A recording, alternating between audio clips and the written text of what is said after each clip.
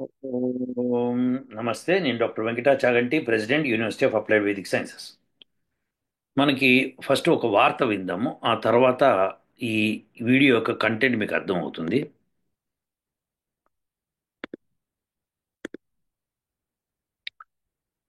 Digital content లో అశ్లీలత ఎక్కువ అవుతున్న వేళ నైతికతకు భావ ప్రకటనకు స్వేచ్ఛ మధ్య సంతులనం పాటించేలా గైడెన్స్ లైన్స్ రూపొందించాలని కేంద్ర ప్రభుత్వానికి సుప్రీంకోర్టు ఆదేశించింది. గోట్ టాలెంట్ అనే రోస్ట్ షోలో తల్లిదండ్రులను ఉద్దేశించి యూట్యూబ్ రణ్వీర్ అలహాబాదియా చేసిన జిగిత్సాకర వ్యాఖ్యలకు సంబంధించి కేసులను సుప్రీం విచారించింది. 280 మందికి ఉపాధి కల్పిస్తున్నందున రణ్వీర్ షోను ప్రారంభించేందుకు అనుమతించాలని అతడి తరఫు న్యాయవాది సుప్రీంకు విజ్ఞప్తి చేశారు. అయితే ఇప్పుడు అతడికి అనుమతి ఇవ్వాల్సిన అవసరం లేదని సొలిసిటర్ జనరల్ తుషార్ మెహతా వాదించారు. రణ్వీర్ వ్యాఖ్యలను స్త్రీ పురుషులే కాక ఏ ఇద్దరు కూడా కలిసి చూడలేరని మండిపడ్డారు. వాదనలు విన్న సుప్రీం రణ్వీర్ షో పోడ్కాస్ట్ ను తిరిగి ప్రారంభించేందుకు అనుమతి ఇచ్చింది. ఏ వయసు వారైనా వీక్షించేలా షోలో నైతిక ప్రమాణాలు పాటిస్తామని తప్పనిసరిగా హామీ ఇవ్వాలని రణ్వీర్ ను ఆదేశించింది.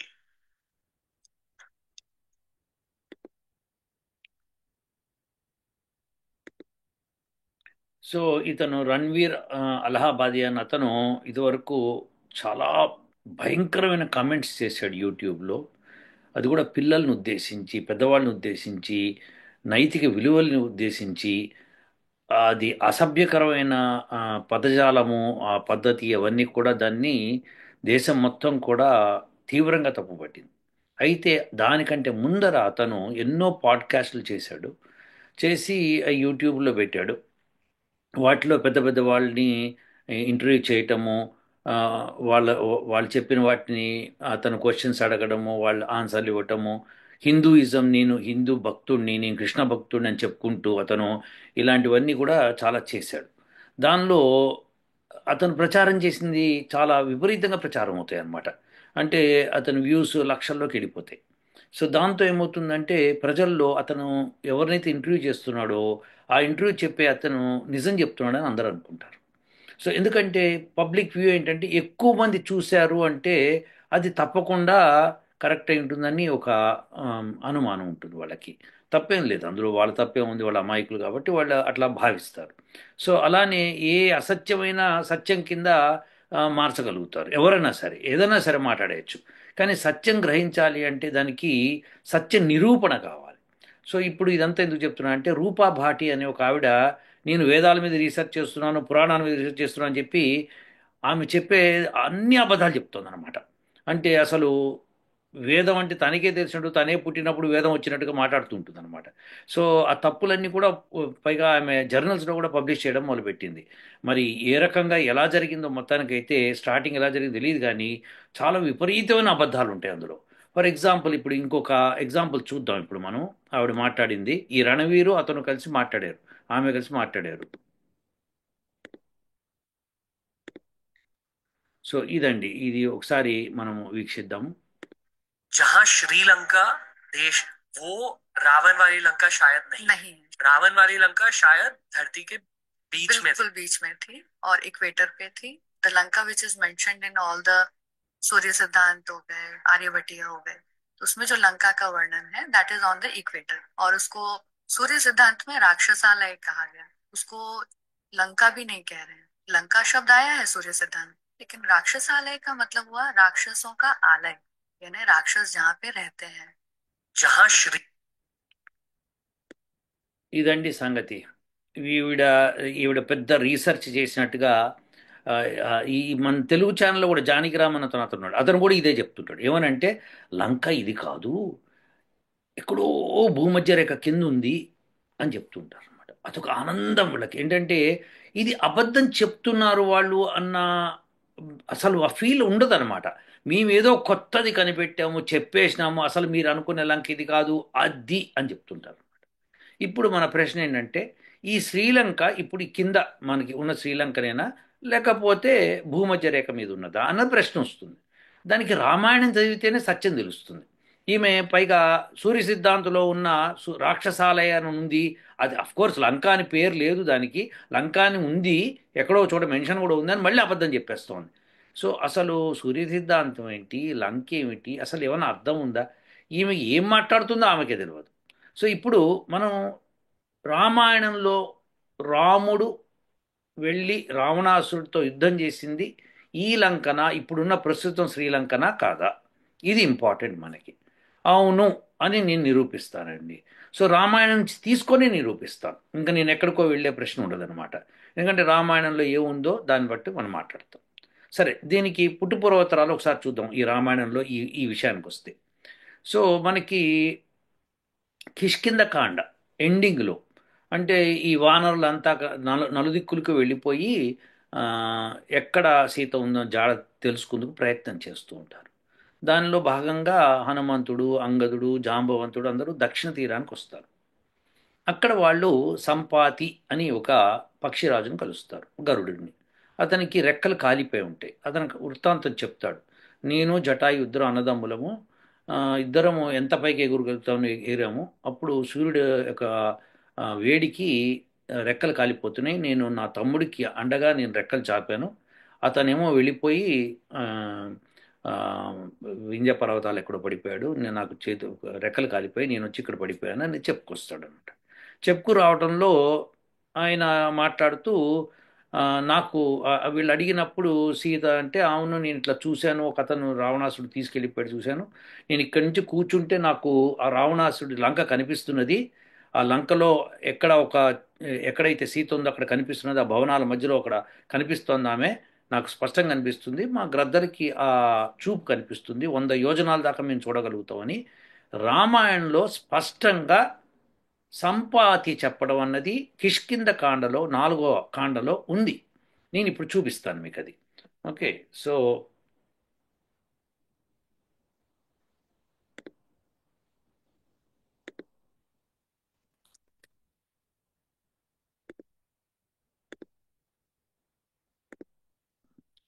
ఇదిగోండి ఇది.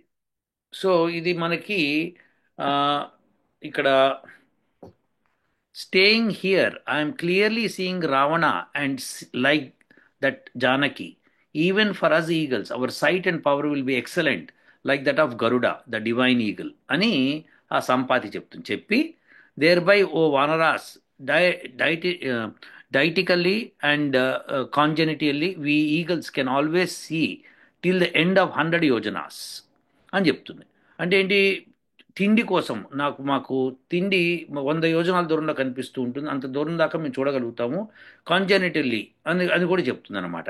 సో ఇలా 2 రకాలుగా మేము చూడగలుగుతాము. మా యొక్క పవర్ అది, మా చూపు అట్లా ఉంటుంది.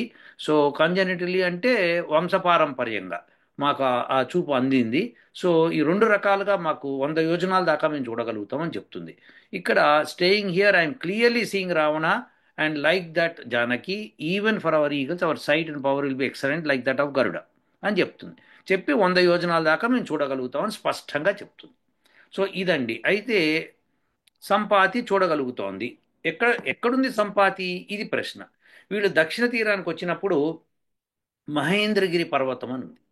మహేంద్రగిరి పర్వతము ఇప్పుడు తమిళనాడులో ఒకటి ఉంది. దాన్ని మహేంద్రగిరి అంటారు. సో ఆ మహేంద్రగిరికి హైట్ ఎంత అంటే అది 1637 దాని ఎలివేషన్. అంటే సీషోర్ కంటే, అంటే సీ లెవెల్ కంటే దాని లెవెలు 1637 మీటర్లు ఎత్తు. ఇది దాని హైట్. ఓకే, ఇది గుర్తుపెట్టుకోండి. అంటే 1.6 కిలోమీటర్స్. మనకి అత్యున్నత పర్వతము మనకి ఎవరెస్ట్ శిఖరం, అది దాదాపు 8-9 కిలోమీటర్ల మధ్యలో ఉంటుంది. సో ఇది దాని హైట్. సో మనకి భూమి మీద అంతకంటే ఎత్తైన పర్వతాలు లేవు. సో ఇప్పుడు మహేంద్రగిరి పర్వతం మీద ఈ సంపాతి ఒక గుహలో ఉంటాడు. పర్వతం మీద కూడా కాదు, పర్వతం లోపల ఒక గుహలో ఉంటాడు. ఆ గుహ నుంచి చూస్తూ ఉంటాడు. చూస్తున్నప్పుడు అతనికి లంక కనిపిస్తోంది. రావణాసుడి దగ్గర ఇక్కడ సీత ఎక్కడుందో, జానకి లాంటి మీరు చెప్పిన ఆ యొక్క రూపురేఖలు అవన్నీ అక్కడ కనిపిస్తున్నాయి అన్నట్టుగా జానకి లైక్ అంటాడు అనమాట. సో అలా చెప్తాడు సంపాతి. సంపాతి గరుడు. సో అతనికి చూపు బ్రహ్మాండంగా ఉంటుంది. సో అతను 100 యోజనాల దాకా మేము చూడగలుగుతాము, మాకు ఏం ప్రాబ్లం ఉండదు. అందుకే నేను పైకి ఎగురుతూ కూడా కింద ఉన్న కోడి పిల్లని కూడా చూసి వచ్చి పట్టుకొని వెళ్ళిపోతాను. సో అది గరుడుకి ఉన్న లక్షణం అనమాట. దానిలోనే రకరకాల పక్షుల వర్ణన కూడా ఇస్తాడు. ఏ పక్షికి ఎంత చూపు ఉంటుంది, ఎంత డిస్టెన్స్ ఎగరగలుగుతావు, ఏంటి వాటి తిండి అని కూడా దానిలో ఎక్స్ప్లెనేషన్ ఉంటుంది. సో ఎనీహౌ, మనకి ఇప్పుడు ఈ విషయం ఎందుకు మాట్లాడుకున్నాం అంటే, లంక భూమధ్య రేఖ మీద ఉందా, ఇప్పుడున్న లంకన, ఈ రెండే మనకు కావాలి. సరే, మహేంద్రగిరి పర్వతం తమిళనాడులో ఆ సదరన్ ఎండ్లో ఉందని మీరు గూగుల్ చేసుకుంటే తెలుస్తుంది. దాని హైట్ కూడా నేను చెప్పింది మీకు తెలుస్తుంది. మహేంద్రగిరి, గుర్తుపెట్టుకోండి, మహేంద్రగిరి. సో దీనికి వెళ్ళి మీరు చూడండి ఒకసారి. సరేనండి, సంపాతి చూశాడు, భూమధ్య రేఖ మీద చూడలేడా, ఆయనకు 100 యోజనాలు అంటున్నారు, యోజనం 12 కిలోమీటర్లు అంటే 1200 కిలోమీటర్లు అని లెక్క కట్టేస్తారు వీళ్ళు. సో విశేషం ఏంటంటే, యోజనం 12 కిలోమీటర్లు తప్పు. అది నేను నిరూపించి ఆల్రెడీ నేను రామాయణం నుంచి తీసే పెట్టాను, ఇప్పుడు మళ్ళీ ఒకసారి నిరూపిస్తాను. రెండోది ఏంటంటే, ఇప్పుడు భూమధ్య రేఖది చూడగలుగుతుందా అసలు సంపాతి? చూడగలిగితే ఆ పర్వతం యొక్క హైట్ ఎంత ఉండాలి, ఇది గుర్తుపెట్టుకోండి. మీరు ఇప్పుడు భూమి మీద ఉన్నప్పుడు ఎంత డిస్టెన్స్ చూడగలుగుతారు ఒకటి, ఇంకాస్త హైట్కి వెళ్తే ఎంత డిస్టెన్స్ చూడగలుగుతారు ఇంకోటి, విమానంలో ఎగిరేటప్పుడు ఎంత దాకా మీరు చూడగలుగుతారు ఇంకోటి. మీకు ఇది తెలుసు. ఎక్కువ డిస్టెన్స్ చూడాలంటే ఇంకా హైట్కి వెళ్ళాలి, సమస్య లేదు, అది మీ అందరికీ తెలిసిన విషయం.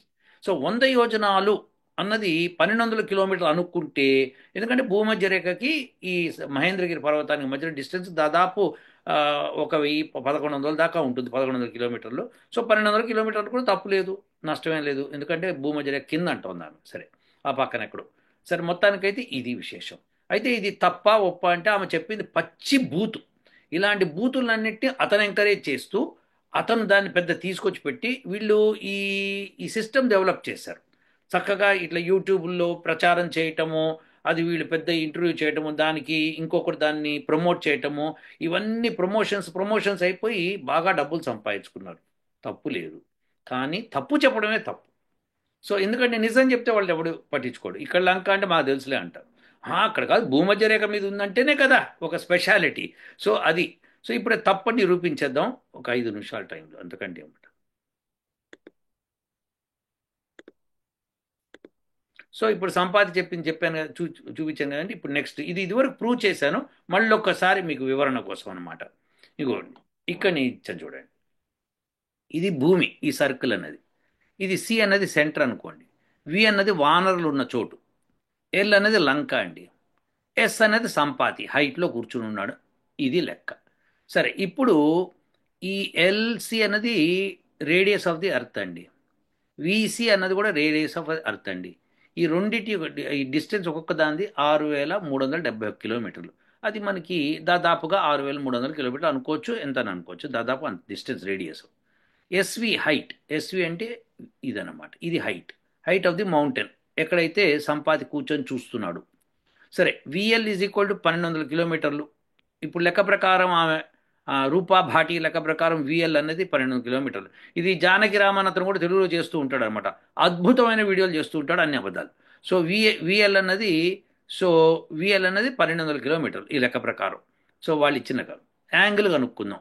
విసిఎల్ ఇప్పుడు ఇది 1200, ఇది ఇది 6300, 6300 అంటే మొత్తం కలిపి ఈ యాంగిల్ తెలుస్తుంది మనకి. విసిఎల్కి యాంగిల్ తెలుస్తుంది. మీరు ఏ హై స్కూల్ టీచర్ దగ్గరికి వెళ్ళినా, మ్యాథమెటిక్స్ టీచర్ దగ్గరికి వెళ్ళినా ఇది మీకు చూపిస్తాడు. మీకు ఎవరైనా తెలియకపోతే తెలుసుకోండి, ఈ యాంగిల్ ఇంత వస్తుంది. ఆ యాంగిల్ని బట్టి మనము ఈ హైట్ కనుక్కోవచ్చు. ఎలా అంటే ఎస్ఎల్సిఎస్, ఇది ఒక రైట్ యాంగిల్ ట్రయాంగిల్, గుర్తుపెట్టుకో, ఇది రైట్ యాంగిల్ ట్రయాంగిల్. దాని ప్రకారము మనకి ఎల్సి తెలుసు, ఈ యాంగిల్ తెలుసు. ఎల్సి తెలిసి యాంగిల్ తెలిస్తే సిఎస్ అన్నది తెలుస్తుంది. ఓకే, ఆల్రెడీ మనం సిఎస్ అన్నది మనం కనుక్కొని దానిలోంచి విసి తీసేస్తే ఎస్వి ఒక హైట్ వస్తుంది అనమాట. అది ఎంత వస్తుందంటే 114.8 కిలోమీటర్లు వస్తుంది. భూమి మీద ఎక్కడన్నా ఒక పర్వతం 114.8 కిలోమీటర్ హైట్ ఉందా అండి? అసలు విమానం ఎగిరేదే మనకి 10 కిలోమీటర్లు ఎత్తులో ఎగురుతుంది. దానికి మించిపోయి పర్వతాలు ఎక్కడన్నా ప్రపంచంలో ఉన్నాయా మనకి? భూమి మీద లేవు. సో అక్కడ కూర్చోడు కదా. సో ఇది తప్పు అనమాట. అంటే ఏంటంటే ఈ హైట్ అన్నది తప్పు. ఒకవేళ ఎల్వి 1200 కిలోమీటర్లు అయితేనే మనకి ఎస్వి అన్నది 114.8 కిలోమీటర్లు వస్తుంది. అంటే పర్వతం హైట్ అంత ఉండాలి. అంటే అక్కడ కూర్చోవాలి. అసలు మనకి ఒక 10 అంతస్తుల బిల్డింగ్ మీద ఎవడన్నా నుంచొని మాట్లాడితేనే మనకి కింద వినిపించదు. అలాంటిది ఇక్కడ సముద్ర తీరంలో కూర్చొని ఆ పర్వతం అంత హైట్ 114 కిలోమీటర్లు ఉండనే ఉండదు ప్రపంచంలో. సో కాబట్టి ఇది తప్పు. లంక అన్నది 1200 కిలోమీటర్లు డౌన్ ది మహేంద్రగిరి లేదు. మన భారతదేశానికి భూమధ్య రేఖకి మధ్య డిస్టెన్స్ దాదాపుగా 1000 కిలోమీటర్లు 1200 కిలోమీటర్ల మధ్యలో ఉంటుంది. సో ఇప్పుడు ఈ లంక అన్నది భూమధ్య రేఖ మీద లేదు అని నిశ్చితంగా ఈ క్యాలిక్యులేషన్ ద్వారా చెప్పచ్చు. అదేంటండి ఎందుకు అలా చెప్పారు? అసలు ఈ స్ట్రెయిట్ లైన్ ఏమిటి అంటే, ఎవరన్నా ఎక్కడన్నా కూర్చొని చూస్తే అక్కడి నుంచి స్ట్రెయిట్ లైన్లోనే విషయాలు కనిపిస్తాయి మనకి, వంకర్లు కనిపించవు. నేను ఇలా స్ట్రైట్గా చూస్తున్నాను అనుకోండి, నాకు ఈ పక్కన్నది కనిపించదు. అంటే నేను చెప్పలేను, ఇది కనిపించేది ఏదో ఒక వస్తువులా కనిపిస్తుంది కానీ ఇది అని ఇదిబత్తంగా తెలియదు. సరే ఈ వంకర్ల సరే పగది నేను స్ట్రైట్గా చూసినప్పుడు ఎంత డిస్టెన్స్ చూడగలుగుతాను అనేది నేను ఎంత హైట్లో ఉన్నాను అన్న దాన్ని బట్టి ఉంటుంది. సో నేను పర్వతం ఎక్కుతున్న కొద్దీ ఇంకెక్కువ డిస్టెన్స్ చూడదు, అది కూడా స్ట్రైట్ లైన్ అనమాట. సో మనకి ఈ స్ట్రైట్ లైన్ ఎస్ దగ్గర నుంచి స్ట్రైట్ లైన్ గీస్తే భూమిని ఇక్కడ తగులుతుంది. ఈ డిస్టెన్సు ఎంత అన్నది మనకు అవసరం లేదు. కానీ విఎల్ అనేది 1200 కిలోమీటర్లు. ఇది మనకి ఆ 12 కిలోమీటర్ల యోజనం లెక్క వాళ్ళు తీసుకుంటే, సో ఇప్పుడు మీకు ఇది అర్థమైంది. సో 114 కిలోమీటర్లు ఎత్తుంటే పర్వతం అప్పుడే లంకని భూమధ్య రేఖని చూడగలుగుతాం, లేకపోతే చూడలేం. మీరు విమానంలో ఎగరండి, 10 కిలోమీటర్ల ఎత్తులో ఉంటారు, భూమధ్య రేఖ చూడగలుగుతారు చూడండి? చూడలేరు మీరు. అంటే రేఖ కనిపించగానే భూమధ్య రేఖలో ఉన్న ఏదైనా ఒక దేశం ఉన్నా లేకపోతే ఒక ఐలాండ్ ఉన్నా కనిపిస్తుందేమో అంటే కనిపించదు మనకి. So therefore it's very clear. మీకు అంతెందుకు, మీరు మీరు హైదరాబాద్లో ఉన్నారు, లేదా బాంబేలో ఉన్నారు, లేదా ఢిల్లీలో ఉన్నారు, ఎక్కడైనా సరే ఎగిరారు, 10 కిలోమీటర్లు ఎత్తి ఎగిరిన తర్వాత ఎంత డిస్టెన్స్ కనిపిస్తుంది? ఢిల్లీ నుంచి హైదరాబాదే కనిపిస్తుంది. ఇక మీకు ఇక భూమధ్య రేఖ ఎక్కడ కనిపిస్తుంది చెప్పండి? కనిపించదు. సో ఇదంతా అబద్ధము, ఒట్టి అబద్ధం. హిమాలయ పర్వతాల మీదకి ఎక్కండి, టాప్ మోస్ట్ పాయింట్కి ఎక్కి హైదరాబాద్ కనిపిస్తుందేమో చూడండి, కనిపించదు. ఎందుకు? వారణాసి కనిపిస్తుందేమో చూడండి, కనిపించదు. ఢిల్లీ కనిపిస్తుందేమో చూడండి, కనిపించదు. కనిపించదు అది, ఎందుకంటే ఆ హైట్కి సరిపోదు అది. సో దేర్ ఫోర్ ఈ డిస్టెన్సెస్ కనిపించవు మనకి. సో దేర్ ఫోర్ సంపాతి నేను చూడగలుగుతున్నాను చెప్పింది అబద్ధమని అయి ఉండాలి, రూపాపాటి చెప్పిందని అబద్ధమై ఉండాలి. సరేనండి, ఇదంతా కరెక్టే. అసలు సంపాతి చూశాడు అనుకుంటే ఈ డిస్టెన్స్ ఇప్పుడు యాడమ్స్ బ్రిడ్జ్ అని మనం వీళ్ళు విదేశీయులు అంటూ ఉంటారు. సో భారతదేశం దానికి మధ్యలో 20 కిలోమీటర్లు అండి. మీరు ఏవో సినిమాలో కూడా చూసుంటారు, అట్లా వచ్చి ఉంటుంది. సో ఆ బ్రిడ్జ్ కనిపిస్తూ ఉంటుంది, నాసా వాళ్ళు ఫోటో తీశారు, బ్లా బ్లా బ్లా అన్నీ మీరు తెలుసు ఈ వార్తలు మీకు. సో దేర్ ఫోర్ ఆ బ్రిడ్జ్ పొడవు 20 కిలోమీటర్లు, అంటే దాదాపుగా 100 యోజనాలు ఈజ్వల్ టు 20 కిలోమీటర్లు. 20-25 మధ్యలోనే ఉంటుంది.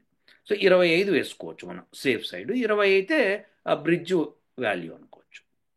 సో అయితే ఇది కరెక్టేనా? పోనీ మీరు సంపాది 100 యోజనాలు చూశాడు, అది కరెక్టేనా అంటే మళ్ళీ ఇదే లెక్క చూద్దాం. ఇదే లెక్క నేను మీకు చూపిస్తాను. ఇప్పుడు ఈ లెక్క చూడండి. ఇప్పుడు అదే లెక్క నేను వేశాను. ఎల్సి ఇగో సేమ్, మళ్ళీ ఇది ఎల్సి డిస్టెన్స్ మీకు తెలుసు 6371 కిలోమీటర్లు.